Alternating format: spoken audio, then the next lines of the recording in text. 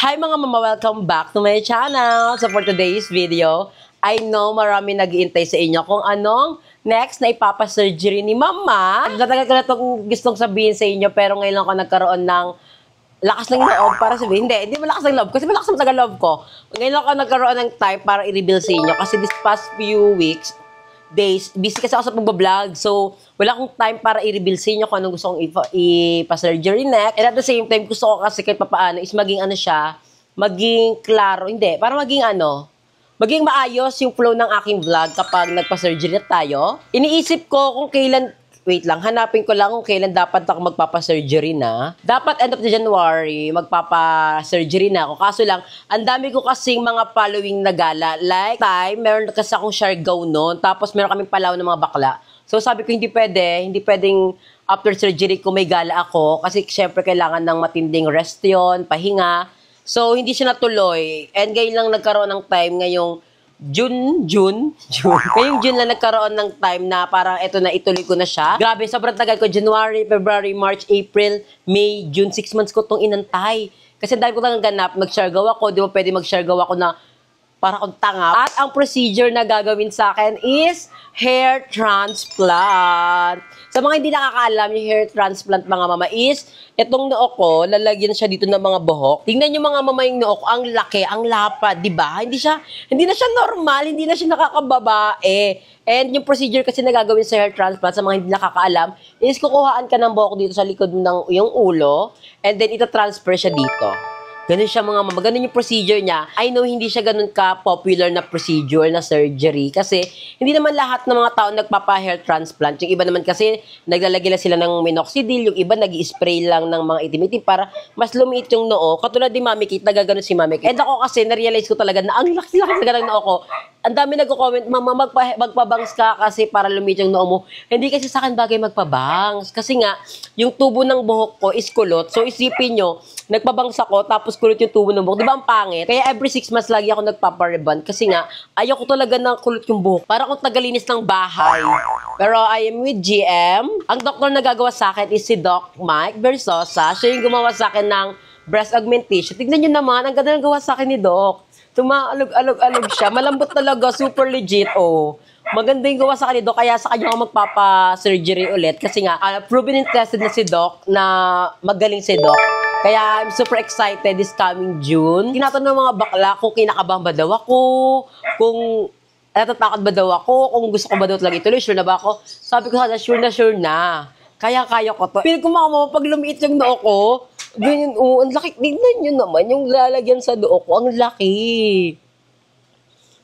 Grabe. Ang lapad ng noo ko talaga, legit, oh. Ayan yung noo ko, mga mama. Kaya ako, as you can see, lagi akong nakababa yung buhok ko. Nagaganyan-ganyan ko siya. Kasi nga dito ko na-impact sa, yung parang patusok na yan, parang demonyo. Pang suwi ko na nga ako talaga to. Eto sa lahi kasi namin mga mama is malalaki yung noo. Mahahaba siya. Yung mahaba yung noo dito. Nasa lahi namin si mama, atik ko, at kuya ko. So, papa ko kasi hindi ko alam kung malaki noo niya kasi 3 years old pa lang ako nategi na siya. So, feel ko malaki yung noo kasi yung kapatid niya, yung tito ko, malaki din yung noo. Parang pag ganun yung buhok niya, pag ganun. Pero sa lahi namin, ako lang yung matangos ng ilong. Charot. This coming surgery ko mga mama, ipag-pray nyo ako na maging successful yung ating surgery, operation day. May mga napanood ako sa TikTok na tumatagal na yung surgery ng 7 to 12 hours. Kasi mga mama, mano-mano yung tinatanggal. Diba? Gugupitin yung buhok ko dito. Tapos kukunin yung strand. Tapos magkinuha, isa-isa yon. Hindi mo pwedeng bubunutin natin.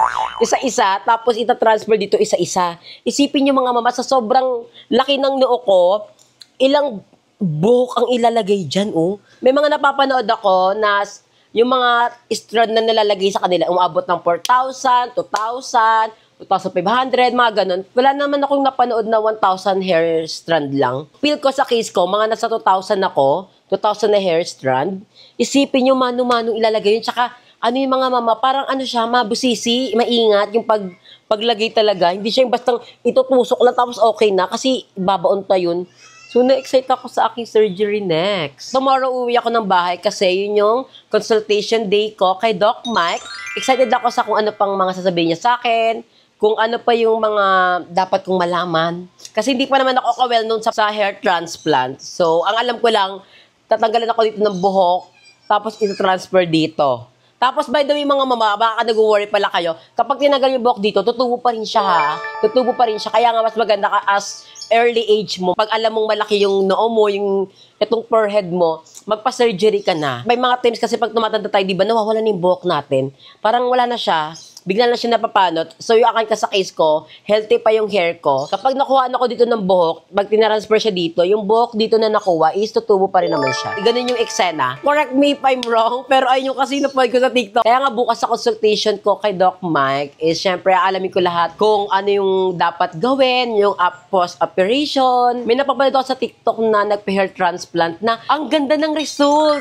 By the way, mag-i-input ako dyan sa aking video ng mga procedure, yung mga eksena, na para at least maging aware din kayo kung ano procedure yung gagawin ko. Kasi I know, hindi naman lahat familiar sa procedure na to. Alam niyo ba mga mama, kayo yung pangalawang tao na nasabihan ko, tao din eh, set of group na nasabihan ko. Kasi ang una ko sinabihan yan, sila Aye, Limuel, GM, Madam Ivan, at si Mother Trinity, sila yung una ko nasabihan. Tapos, kay na next, then yung family ko hindi pa alam. Kasi sa family ko, hindi ako sanay magsabi, mama, magpapasurgery ako. Sila mama kasi takot sa akin. Parang, natatakot sila pag nagpapasurgery ako kasi baka anong mangyari sa akin. Ganyan, sabi ko, mama, sa dami kong pinasurgery, syempre, naging maingat naman ako at the same time, pumipili ako ng right doctor. Kaya kayo mga mama, pag magpapasurgery kayo, make sure nyo na tama yung doctor na pinupuntahan nyo. Kasi katawan nyo yung pinapagawa nyo. Mahirap na talaga kapag titipirin yung sarili nyo. Ako, mahal yung mga napagawa ko sa ilong ko, sa dede ko, mahal yan. Kaya sabi ko sa sarili ko, hindi ko titipirin yung sarili ko sa mga bagay na magpapasaya naman sa akin. Kaya as you can see, no buhay yung aking joga. Ayun o, naaalog-alog ko siya. Nakakatuwa. Ang ganda na gawa sa akin ni Doc. Ayan o. Alam nyo ba mga mama, di ba nag-share gawa ko? Yung sususan ko, hindi nila halatang gawa. O. Kasi babae lang. Yan bago naman kasi ako gawan, meron na talaga akong bahay. So, ganyan yung naging eksena niya. And yung sa nose ko naman, fully healed na siya mga mama. Tapos kapag may nagtatanong dito, retokada ka ba? Sabi ko, hindi po. Yung tatay ko po kasi Espanyol. Tapos dinadagdag ko na iniwan na kami ni mama. Si mama binuntis lang, iniwan na. Mga ganun na chika kasi pag sinabi ko pa na, opo, retokada ko. Di ba, syempre, ang daming tanong niya na, sino doktor mo, magkano gastos mo, kamusta mo, di ba? So, mas maganda sabihin ko na, opo, matangos po talaga ilong ko kasi papa ko Espanyol. So, yun na mga mama, finally, nasabi ko na sa inyo na magpapa-hair transplant tayo. Sa mga hindi aware, pwede kayo mag-search sa TikTok ng kung ano-ano, kung pwede kayo mag-search sa Google, sa TikTok, sa kung ano mang social media, kung gusto nyo malaman nyo about sa hair transplant, para at least maging aware kayo. Kasi for sure, sa inyo, hindi alam din kung ano yung hair transplant eh. Kasi hindi naman siya ganun ka-popular talaga na surgery eh. Update ko na lang kayo mga mama sa ating following vlogs about our hair transplant surgery. Ipag-pray nyo ako mga mama na sana maging successful at maging healthy yung ating darating na surgery. I love you and see you na lang sa ating next clip. Bye! Update lang mga mama, tayo ay inom ng ating mga Pampa Fresh, ang ating DHC Collagen, vitamin C na DHC. Ito talaga yung mga routine na ginagawa ko talaga na hindi dapat mawala sa akin kahit anong mangyari. Kasi meron akong upcoming surgery. So gusto ko naman di ba kahit paano maging fresh naman tayo. Umiinom ako neto, 6 pieces a day. And ito, 2 pieces naman. By the way, meron ako neto sa aking TikTok showcase. Order kayo. Best combo kapag meron kayong DHC na collagen at vitamin C. Nakakaloka tong ano ko. Lagayan ko ng pills. Ganito siya nakalagay. Mga skincare ko. Parang tanga. Wala kasi akong parang organizer ng mga pang-channeling. By the way, tayo ay naka-waist trainer. Ayan. Para sumakit ang ating siya. At naipit ang ating end-skin. Maraming mga comment na hindi na maganda ganito kasi doon naipit daw yung yung mga end-skin mo. Pero sa akin, hindi naman siya gano'n kasi kaipit na parang busok-busok na maging bote yung katawan ko. Gusto ko lang siya kasi bloated talaga ako. So ngayon, napipil ko na namamaling yung pagka-bloated ko. Oh my God. Ayan na. Try ko lang kumuluto. Ayan, try ko na mamatay itong ilaw niya. Tapos pag namatay na yan, doon na mag-i-spark na pwede mo na siyang inumin. By the way, it's 6:02 na ng umaga. Pero di ba, iinom pa rin tayo ng ating tea. Para mas maging fresh tayo, iinom tayo ng tea. Itong hibiscus tea. Meron din ako neto sa aking TikTok showcase. So, bumili kayo mga mama. Tanggalin lang natin siya. Tapos, binababad ko yung gantos for 30 minutes. Ay, So, kung okay ko talaga, pang 15 minutes lang.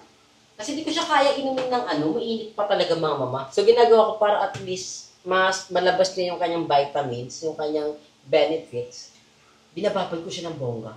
Ewan ko ba kung maliit or hindi, pero kanya-kanya tayong tips sa buhay.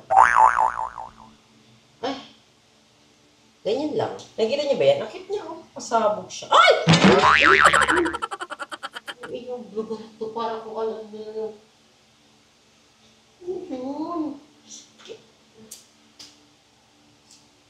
Ano yung dinikit sa akin? Alam niyo, itong bahay ni Madam, hindi ko na maintindihan kung ano meron kung ano mga hayop na bumupunta dito. May nagpadala sa atin ng parcel. Galing to sa Jodo. Hindi ko alam kung ano pronunciation niya, pero let's unpack this. Ito yung something na kailangan ko talaga kapag nagpa-hair transplant na tayo. Kasi kailangan ko nito. This is fan. Electric fan. Ayan o. Ganito siya. Alang, gaganda.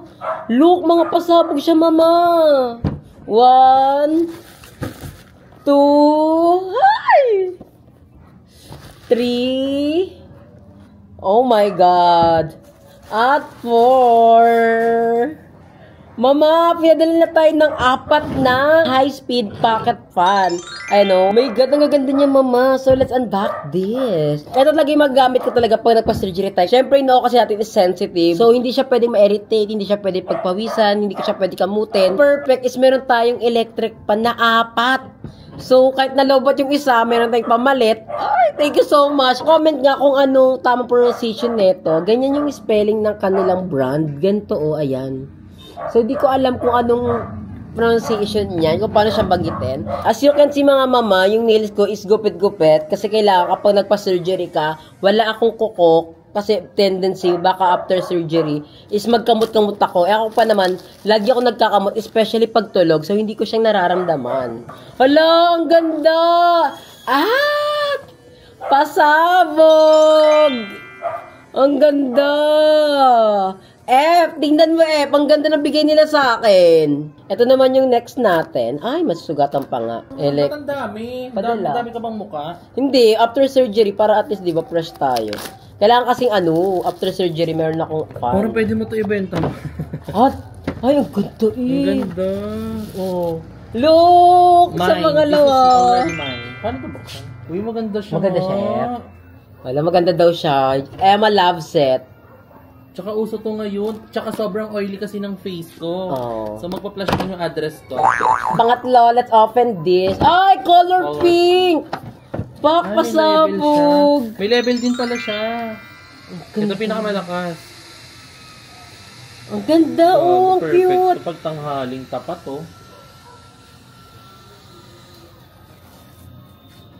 Ay, ito pala. Ay, ang ganda. Ano to? 1, tas... Ay, ang lakas, Ang lakas, mama! Then, the last one, open natin siya. Pagpasensya kung magulo kasi nag-unbox tayo Maayos ko na lang yan mamaya after natin mag-unbox. Ang ganda din! Ay, ang ganda, look! It's gray. Ang ganda at natutupi! Ay! Ang dami naman ito. Ang dami. Madami kasi akong mukha. 6, 7. Okay, mas 4 lang. Thank you so much.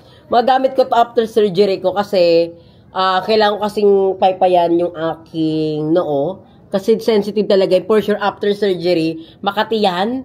Yung parang yung eksena niya, parang gusto mo siyang kamutin. Dapat ko kasi sa mga TikTok na hindi mo siya pwedeng kamutin, bal mo siyang hawakan, bal mo siyang hawakan for 10 days. And excited na ako tomorrow kay Doc Meg, makipag-meet sa kanya para at least ma-aware din ako kung ano yung mga dapat gawin after procedure or dapat gawin bago magpa-surgery, ganon. Pwede mo siya ilagay lang dyan. Ganun ka na. Ay, I love it. Itatago ko to kay Madam Ivan. Kasi nawala yung ganito niya Yan, thank you so much. Bago natin tapusin ang ating vlog, gusto ko muna i-shout out at madami-dami to sila. Si Jofford Christian Sanchez, Ayla May, Jervy, Jessril Lopez, Jessril Antohon, at Zumi Riuma, Donna Belgo, Zoe De La Cruz, Jennifer Nierba, Justin Rabago at kay Jekka Komoda. Thank you so much for watching mga mama, and I'll see you na lang sa ating next vlog. Bye! I love you.